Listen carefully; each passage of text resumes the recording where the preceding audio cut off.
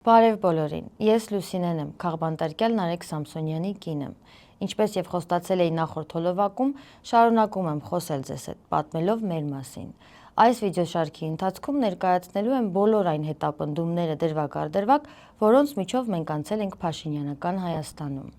2018-ի իշխանազավթումից հետո նոր պաշտոններ ստացած այսօրվա արդեն ՔՊԱ-ական պատգամավորներ, կարկառուն ՔՊԱ-ականներ սկսեցին հերթով տարբեր առաջարկներ անել Նարեկին, միանալու իրենց։ Բավականին գայթակղիչ առաջարկներ, որոնց կհամաձայնվեր մարդ, եթե սիրեր միայն փողը եւ արագ հարստանալու հեռանկարը։ Բայց բնականաբար բոլոր այդ առաջարկները Նարեկը միանգամից առանց մտածելու մերժում էր մեկը մյուսի հետևից։ Երբ արդեն ՔՊ-ում էլ հասկացան, որ Նարեկն իրենցից մեկը չէ, որ տրվի գայթակղություններին եւ պատրաստ լինի հանուն փողի եւ իշխանության վաճառել հոգին, դավաճանել իր սկզբունքներին ու գաղափարներին, որոշ ժամանակ անց արդեն սկսեցին սկզբից թեթև մանր քաղաքացիական հայցերով, հետո տարիների ընթացքում արդեն քրեական գործեր հորինելով, հետապնդումները սաստկացնել, փորձելով լռեցնել ամուսնուս։ Իշխանական թիվ 1 ընտանիքի անդամները, բարեկամները, իշխանության բարձրաստիճան ներկայացուցիչները, իշխանամերձ շրջանակները ամուսնուս հրապարակային գործունեությունը խոչընդոտելու, իրենց ապօրինությունների, կոռուպցիոն բացահայտումները կանխելու նպատակով սկսեցին տարաբնույթ քաղայցերով դիմել դատարաններ, փորձել ճնշումներ գործադրել ամուսնուս վրա, մեծ դրամական փոխհատուցումներ եւ հերքումներ պահանջել։ Օրինակ, այդ ժամանակվա ԱԺ նախագահ Արարատ Միրզոյանի, Աներձակ Հրաչի, Փաշինյան-Հակոբյան միջնեկ դստեր կողմից քաղաքացիներ էին ներկայացվել այն բանի համար, որ Նարեկը ֆեյսբուքյան հրապարակային գրառումներով բացահայտումներ էր արել վերջիններիս կոռուպցիոն սխեմաների մեջ ներգրաված լինելու, կարճ ժամանակում հղբանալու մասին։ Մեզ համար ցավալի, սակայն ամոթալի դրվագ էր, ամոթալի Փաշինյան-Հակոբյան ծնողների համար, քանի որ իրենք որպես քաղաքական վահան էին օգտագործել իրենց զավակին, ուղղորդել էին նրան, իրենց ստորագրություններով համաձայնություն էին տվել, որ իրենց անչափահաս դուստրը դատական հայց ներկայացնի իրենց ընդդիմախոսի դեմ։ Խոսքը հայտնի Իքրայի քրեական գործի նախերգանքի մասին է, որն առաջին դրվագով քաղաքացիական հայց էր, որը վերածվեց քրեականի սուտ մատնություն ձևակերպմամբ։ Այդ ժամանակ երկրից բացակայելու արգելք սահմանեցին ամուսնուս համար, որը պահպանվել էր մինչև վերջերս։ Այս ամենին զուգահեռ Նարեկին պարբերաբար տարբեր պատրվակներով կանչում էին իրավապահ կառույցներ, դե իսկ նրան բերման ենթարկելու մասին ավելորդ է խոսել, դրանք հաշիվ չունեն։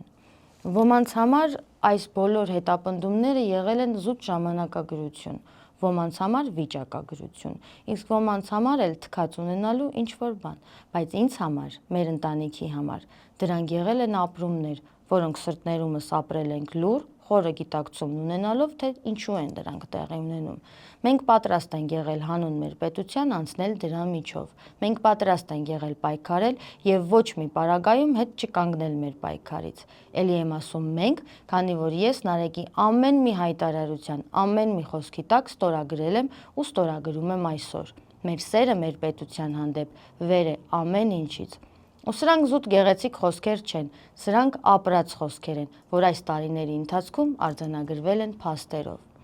Զավեշտալին այն է, որ Նարեկը 18-ից սկսած հետապնդվել է բացառապես հրապարակային խոսքի համար, քննադատական խոսքի համար։ Ինչպես արդեն ասացի, հետապնդումների ալիքը նոր թափ էր ստանում ժամանակի ընթացքում։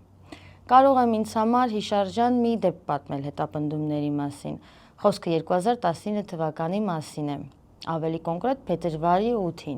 մեր առաջնեկի ծնվելու օրը։ Ծննդատանն էի արդեն, երբ իմացա, որ Նարեկին հրավիրել են 6-րդ վարչություն։ Ու դե գիտեի, որ Նարեկն ինձ չի թողնի մենակ, ինքը գնա ներկայանամ։ Արդեն սպասում էի, որ գալու են հիվանդանոցից բերման ենթարկեն։ Անընդհատ նայում էի պատուհանից, որ տեսնեմ հո չեն եկել։ Բայց լավ է, փաստաբանին հաջողվել էր բացատրել իրավիճակը եւ այլ օր պայմանավորվել Նարեկի ներկայանալու համար։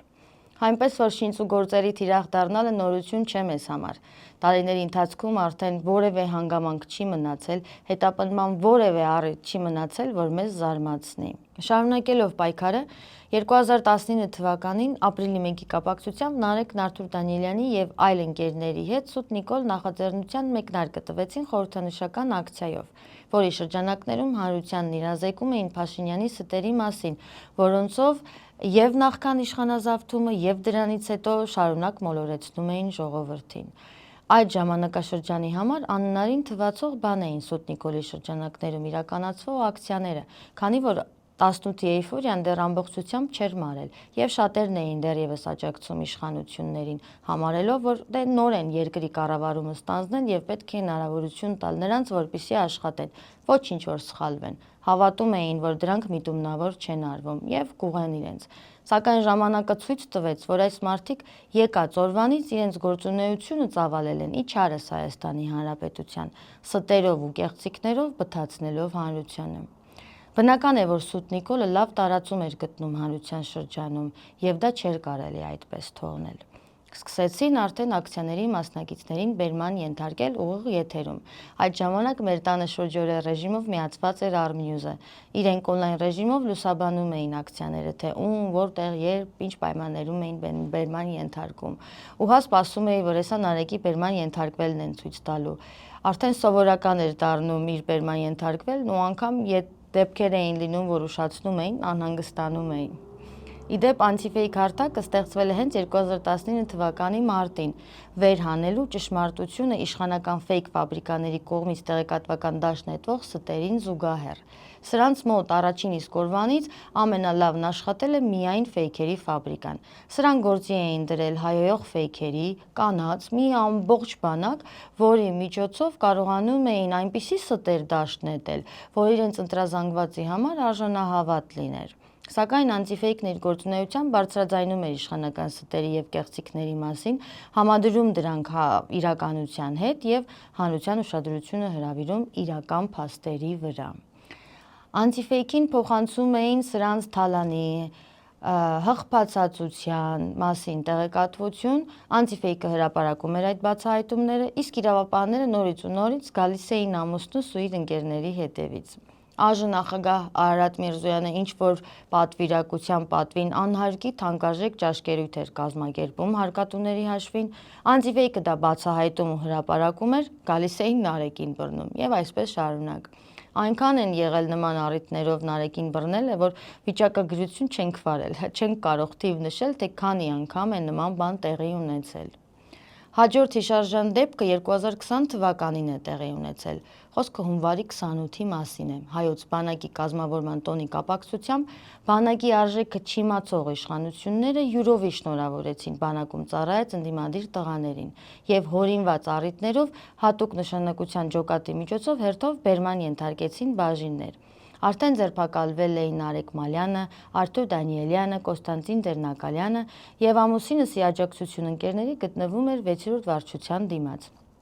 Գիտեինք, որ իրեն էլ են բռնելու, ու բոլորը, այդ թվում ես, Նարեկին հարցնում ենք, թե ինչու է դեռ ազատության մեջ, եւ ի վերջո նրան էր ձերբակալեցին արդեն տան մուտքի մոտ, նույն սցենարով։ Արա չեք ամաչում։ Դավա Նիկոլը։ Նիկոլ Չիկոլա, Պաշտոնյան։ Նիկոլա։ Մի արա։ Ժողովուրդ մեզ ոչ մի բան չկա։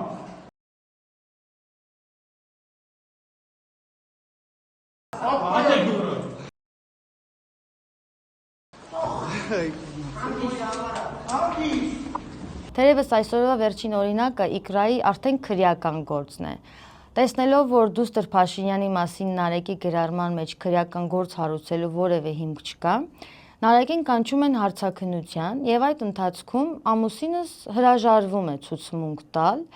եւ գրավոր ֆիքսում այդ փաստը, ստորագրելով թղթի տակ, որում ասված է, որ ինքը որևէ ցուցմունք չի տվել եւ չի ստորագրում ճակերտավոր իր անունից արված որևէ հայտարարության տակ։ Սակայն այս փաստն անտեսելով հարուցում են քրեական գործ սուտ մատնության հոդվածով, որը հետո ստանում է Իքրայի գործ հայտնի անվանումը։ Այս գործն ավարտվեց վաղեմության ժամկետն անցնելու պատճառով եւ դատավոր Արտուշ Գաբրիելյանը, որ այսօր նստում է կաշառք ստանելու գործով, մոռացավ վճռի եզրափակիչ մասում հռչակել ամուսնուս մեղավորությունը։ Ուշագրավ է, որ Նարեկի դեմ հարուցված որևէ քրեական գործով մեղադրական դատավճիռ չի կայացվել, քանի որ դրանք բոլորն էլ հիմնազուրկ են եղել, որը դատարանները չեն կարողացել չփաստել։ բոլոր այն դեպքերում, երբ դատարաններն առաջնորդվել են իրենց խղճով ու ներքին համոզմունքով եւ հրաժարվել են արձանագրել Նարեկի ճակերտավոր մեղավորությունը եւ Փաշինյանի ձեռքի պատժիչ գործիքը չեն դարձել, իրենք են իշխանության կողմից հետապնդումների թիրախ դարձել։ Այս էպիզոդում սահմանափակվեմ այսքանով, մնացածները կներկայացնեմ հաջորդիվ։ Եվ վերջում ցանկանում եմ ավելացնել, որ այսօր Հայաստանի Հանրապետությունում խոսքի համար միայն իմ ամուսինը չէ, որ հետապնդվում է, անգամ փաստաբան է Փաշինյանի սիրելի ձևով ասֆալտին փռվելով բերման ենթարկվել գրառման համար, ոչ թե գործողության, այլ խոսքի համար։ Չենք կարող մոռանալ լուսահոգի Արմեն Գրիգորյանին, ում խոսքի համար բանտարկեցին ու վերջինիս մահվան պատճառը դարձան։ Իր հայրենիքի նվիրյալ բարերար Սամվել Կարապետյանն այսօր կալանավորված է եկեղեցուն սատարող արտահայտության համար։ Մարդ, որը մեր պետությանը ծառայելուց բացի ուրիշ ոչ մի հանցանք չի գործել, տևական ժամանակ է շարունակում է մնալ կալանքի տակ։ Միքայել arczepiskopos Աջապահյանը, սրբազան, եւս խոսքի համար դատապարտվել է ազատազրկման, իսկ Նարեկ Մալյանը կրկին խոսքի համար մեղադրական դատավճռով արդեն իսկ պատիժ է կրել։ Այսօր Հայաստանում միայն ազատ խոսքը չէ քաղաքական հետապնդումների պատճառը։ Ցանկանում եմ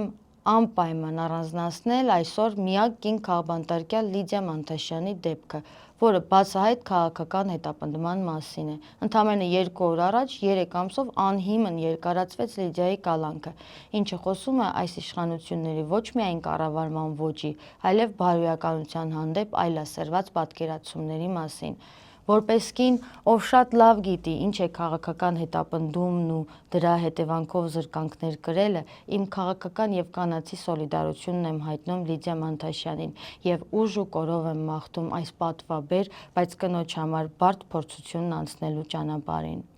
Ուզում եմ ձեզ բոլորիդ հիշեցնել նաև, որ Հայաստանի Հանրապետությունում բանտերում բացառապես իրենց քաղաքական հայացքների համար անազատության մեջ են գտնվում շուրջ 6 տասնյակ քաղբանտարկյալներ։ Նրանց բոլորի հետևում պատմություններ են, ընտանիքներ, մայրեր, կանայք, զավակներ, եւ վստահ եմ, սա բոլորի համար պատվաբեր փորձություն է։ Նրանց բոլորի անունները արժանի է հիշատակման։ Ես հիմա կընթերցեմ դրանք։ 18 արդարների գործով անցնող Բագրատ arczepiskopos Գալստանյան, իմ շատ սիրելի Բագրատ սրբազանը,